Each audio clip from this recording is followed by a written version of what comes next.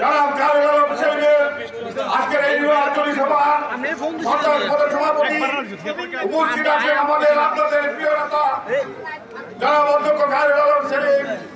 মঞ্চে উপস্থিত আছেন মহাখালী জেলা আওয়ামী সংগ্রামী সাধারণ সম্পাদক মহাখালী পৌরসভার বারবার নির্বাচিত মেয়র জনাব শহীদুল্লাহ খান সোহেল।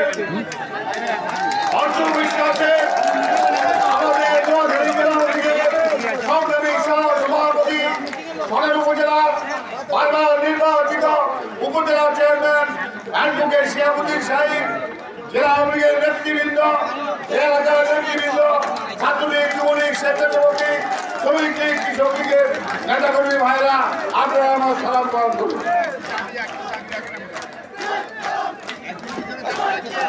বন্ধুগণ, আমি বেশি কথা বলবো না, আমি শুধু একটি কথা বলতে চাই। সেলিম ভাই জীবনের 50টি বছর এলাকার জনগণের খেদমত করেছে, দলের জন্য খেদমত করেছে, সাধারণ মানুষের খেদমত করেছে।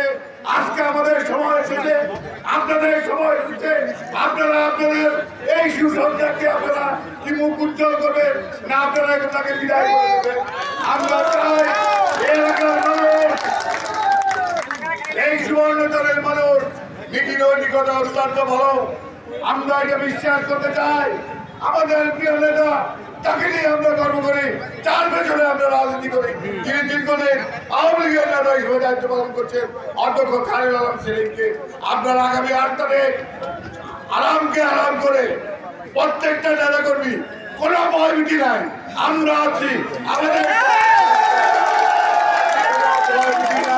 কোনো ভয়ভীতিকে আপনারা ভয় করবেন না। আমরা সেটাকে অপেক্ষা করে আমরা সেলিম ভাইকে আরেকবার নির্বাচন করেন, ইনশাআল্লাহ এলাকার উন্নয়নে আমরা জনপ্রতিনিধি, আমরা ওনার পাশে থেকে আপনাদের পাশে কাজ করবো।